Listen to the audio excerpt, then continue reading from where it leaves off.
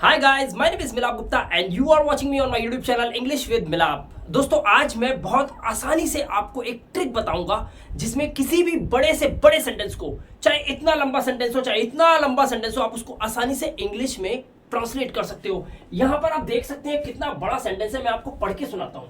एक छोटा बच्चा पिछले 2 घंटे से दिल्ली के मेट्रो स्टेशन में एक छोटी सी दुकान के सामने अपनी रोजी रोटी कमाने के लिए बिना किसी को तंग किए आसपास के लोगों से भीख मांग रहा है। क्या आप इस सेंटेंस की इंग्लिश बिना अटके बना सकते हैं? बिल्कुल करेक्ट होनी चाहिए। तो दोस्तों, आपने देखा कि इसको कैसे इंग्लिश में कन्वर्ट करा जाए, क्योंकि हम कंफ्यूज हो जाते हैं जब हमारे सामने बड़े बड़े सेंटेंसेस आते हैं। एक्चुअली क्या होता है कि ग्रामर के जो रूल्स होते हैं उसके अकॉर्डिंग कुछ सेंटेंसेस हम आसानी से बना लेते हैं। मैं यहाँ पर एग्जांपल दिखाता हूँ। देखिए, अगर मान लीजिए सेंटेंस सिर्फ इतना है, मैं जूली के साथ चेस खेल रहा हूं, तो अगर मैं इसकी इंग्लिश बनाऊं तो बहुत ही सिंपल है। इसकी इंग्लिश कैसे बनेगी? मैं के लिए मैं लगाऊंगा आई, क्योंकि सबसे पहले मुझे सब्जेक्ट फाइंड आउट करना पड़ेगा। उसके बाद मुझे देखना पड़ेगा ये टाइम ऑफ वर्ड क्या है, यानी कि कौन सा टेंस है। ये प्रेजेंट कॉन्टिन्यूअस टेंस है। प्रेजेंट कॉन्टिन्यूअस टेंस के साथ हम क्या लगाते हैं? Is am are. तो मैं बोलूंगा आई एम, तो मैंने लगाया आई एम। उसके बाद क्योंकि सब्जेक्ट लिखने के बाद ना हमें उल्टा चलना होता है, ये सिखाया गया है। तो मैं के लिए आई के बाद रहा हूं के लिए मैंने लगाया एम। उसके बाद खेल, खेल यानी कि प्ले। अब मैं प्ले के साथ क्या लगाऊंगा? क्योंकि आईएनजी लगनी होगी, क्योंकि प्रेजेंट कॉन्टिन्यूअस टेंस में वर्ब के साथ आईएनजी लगती है। आई एम प्लेइंग, मैं खेल रहा हूं। क्या खेल रहा हूं? चेस। अब मैं लिख दूंगा chess, I am playing chess. उसके बाद क्या लिखा है? जूली के साथ। अब मैं लिख दूंगा विथ, और मेरे को लगाना पड़ेगा नाम, और मैं लिख दूंगा जूली। तो मेरा सेंटेंस हुआ I am playing chess with Julie, जो कि एब्सोल्युटली करेक्ट है, विदाउट एनी डाउट। बट अब आप मुझे एक सवाल का जवाब दीजिए, will this trick work here as well? नहीं। देखिए, मैं के लिए मैंने लगाया आई, ओके, आई के साथ मैंने लगाया रहा हूं के लिए एम, क्योंकि प्रेजेंट कॉन्टिन्यूअस टेंस है। सेम खेल, खेल के साथ प्ले, वर्ब, आईएनजी लगाया। आई एम प्लेइंग, मैं खेल रहा हूं। उसके बाद आया जूली के साथ, तो मैं लगाऊंगा I am playing with Julie, I am playing with Julie. और उसके बाद आया क्या? चेस, तो मैं लिखूंगा ऐसे। लेकिन इस तरीके से हम कभी भी इंग्लिश नहीं बोलते, ये ट्रिक गलत हो गई। तो अगर कोई हमसे ये बोले कि सब्जेक्ट लिखने के बाद उल्टा देखकर इंग्लिश बना दो, तो ये ट्रिक हमेशा तो काम नहीं आने वाली। और ये सेंटेंस तो उससे भी बड़ा है। कितना बड़ा सेंटेंस है, तो क्या इसको उल्टा लिख लिख के आप बना सकते हो? बिल्कुल भी नहीं। तो इसकी क्या ट्रिक है, आज मैं इस वीडियो में आपको बताने वाला हूं। वीडियो को पूरा एंड तक जरूर देखिएगा, और एक लाइक तो बनता ही बनता है। तो चलिए, अब हम इस सेंटेंस को इंग्लिश में ट्रांसलेट करेंगे, लेकिन इसके लिए एक ट्रिक मैं आपको बताऊंगा, और उस ट्रिक का बिल्कुल ध्यान रखना। आज के बाद कोई भी सेंटेंस चाहे कितना भी बड़ा हो, आप उसे चुटकियों में बना लोगे, ये मेरा दावा है। और अगर ऐसा हो तो वीडियो को लाइक जरूर करके जाइएगा। ध्यान से देखिए, यहां ट्रिक क्या कहती है।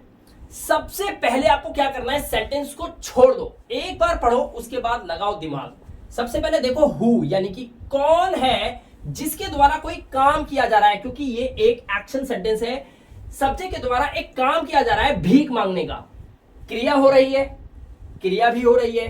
तो सब्जेक्ट पता करो कौन है जो भीख मांगने के काम को कर रहा है, उसको सबसे पहले लिखो। क्या है? एक छोटा बच्चा, ये हमारा सब्जेक्ट हुआ। तो हम लिखेंगे अ, उसके बाद हम लगाएंगे लिटिल बॉय, एक छोटा बच्चा, अ लिटिल बॉय। उसके बाद हमारा टेंस है, ये मॉडल है, क्या है देखो, और वर्ब लगाओ उसके साथ उसी के अकॉर्डिंग। क्या लिखा है? रहा है, यानी कि प्रेजेंट कॉन्टिन्यूअस टेंस हो सकता है। अभी इसके बारे में बात नहीं करेंगे, ये मैं आपको बाद में बताऊंगा। अ लिटिल बॉय इज, हमने लगाया अ लिटिल बॉय इज। उसके बाद क्या काम कर रहा है वो? भीख मांगने का। यहां पर ध्यान देने वाली बात है, मांगना इज बेगिंग, लेकिन भीख और मांगने का काम दोनों ही आ गया इसके अंदर। तो वर्ब क्या हुई? भीख मांगना, हम बोलते हैं बेगिंग, BEGGING। इस तरह से आप लिखेंगे अ little boy is begging, right. यहां पे मैंने थोड़ा सा स्पेस ज्यादा छोड़ा है, इसको मैं आपको अभी बताऊंगा, बड़े ध्यान से देखिए। अ लिटिल बॉय इज बेगिंग, भीख मांग रहा है। अच्छा, उसके बाद लगाना है व्हाट, यानी कि क्या कर रहा है वो? भीख मांग रहा है। तो क्या का आंसर भी यही जुड़ा हुआ है वर्ब के साथ ही, क्योंकि भीख मांगने की एक ही वर्ड यूज होता है भीख मांगने के लिए, बेगिंग, राइट। तो अ little boy is begging, what का आंसर आया। उसके बाद आप देखिए हुम, किसे या फिर किस से मांग रहा है, ये पता कीजिए। किस से मांग रहा है? आसपास के लोगों से। तो इसके लिए आप इंग्लिश कैसे बनाएंगे? लोगों से begging from people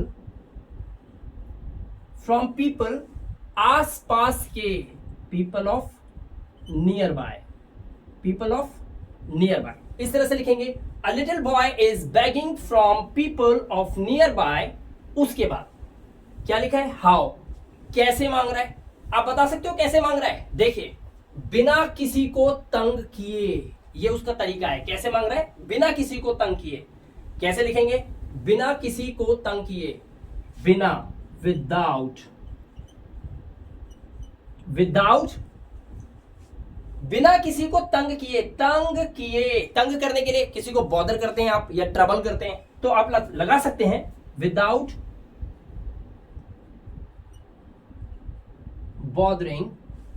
बॉदरिंग, बिना किसी को लिए क्या लगा सकते हैं आप?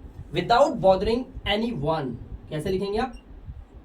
Anyone, without bothering anyone. यहां तक पहुंच गए आप? ओके, नेक्स्ट, वाई, क्यों कर रहा है वो ऐसा काम?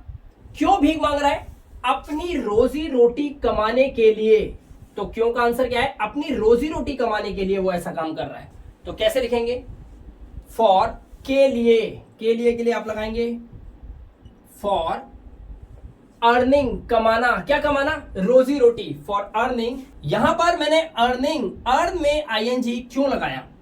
जब भी सेंटेंस के अंदर ऑब्जेक्टिव पार्ट के अंदर कोई प्रेपोजिशन के बाद जस्ट वर्ब आती है तो वो वर्ब के साथ आईएनजी लग जाता है। तो फॉर एक प्रेपोजिशन है, उसके साथ अर्न लिखा और आईएनजी लगा दिया। फॉर अर्निंग, अपनी रोजी रोटी, फॉर अर्निंग हिज, रोजी रोटी को इंग्लिश में बोलते हैं bread and butter.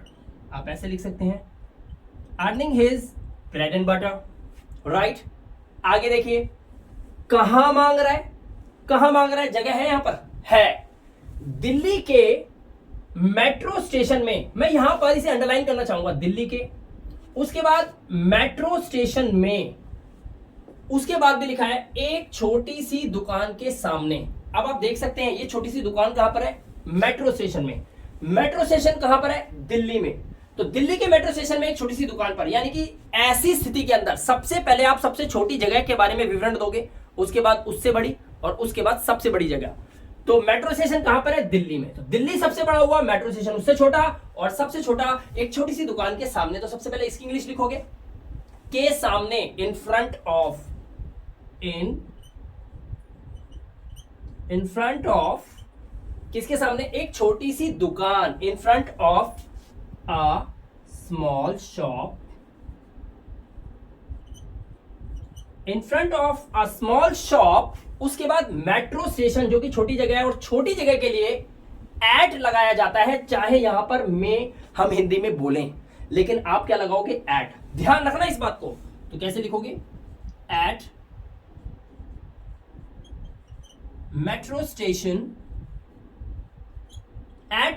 Station Delhi के, लगाएंगे क्या आप? इन। बड़ी जगह के लिए इन लगता है, इन दिल्ली, राइट। अब देखिए यहां पर क्या इंपॉर्टेंट है, व्हेन, कब।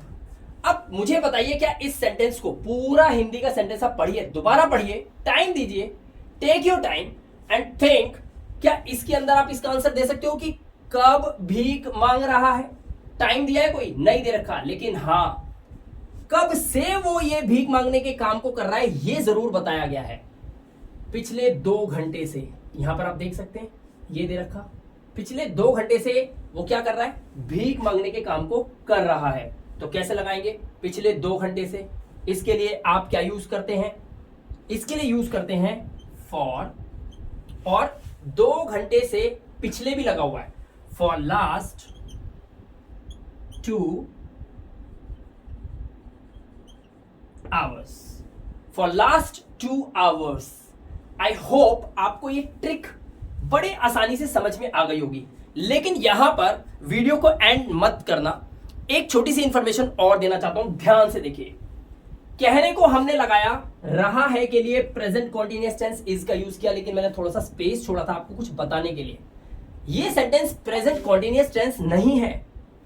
यहां पर आप देख सकते हैं कोई काम जब लगातार किसी समय से चलता आ रहा हो जैसे पिछले 2 घंटे से भीख मांग रहा है, ये प्रेजेंट कॉन्टिन्यूअस नहीं, ये प्रेजेंट परफेक्ट कॉन्टिन्यूअस टेंस है।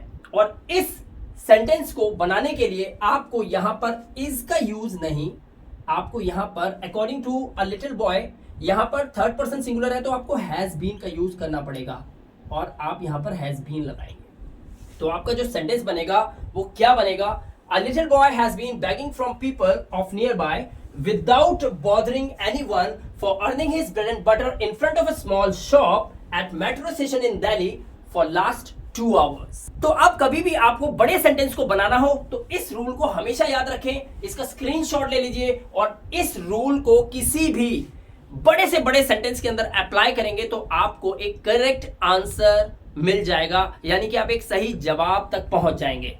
दोस्तों वीडियो कैसा लगा? वीडियो को तहे दिल से एक लाइक जरूर दीजिएगा और अगर आप हमारे चैनल पे पहली बार आए हैं, चैनल को अभी तक सब्सक्राइब नहीं किया है तो चैनल को सब्सक्राइब जरूर कीजिएगा। साथ ही ये भी जानता हूं मैं, आप सोशल मीडिया, फेसबुक, व्हाट्सएप सब कुछ चलाते हैं, इस वीडियो को कोशिश करें इसे शेयर करें। शेयर करने से ये वीडियो ज्यादा से ज्यादा दूर दूर तक, छोटे छोटे गांव में उन बच्चों तक जाएगी जिनका सपना तो है इंग्लिश बोलना, लेकिन वो अभी तक इंग्लिश को बोलना सीख नहीं पाए। हो सकता है आपके एक छोटी सी शेयरिंग से उन लोगों की जिंदगी में एक बड़ा बदलाव आ जाए और हमारे इस चैनल पे भी बढ़ आ जाए सब्सक्राइबर्स की।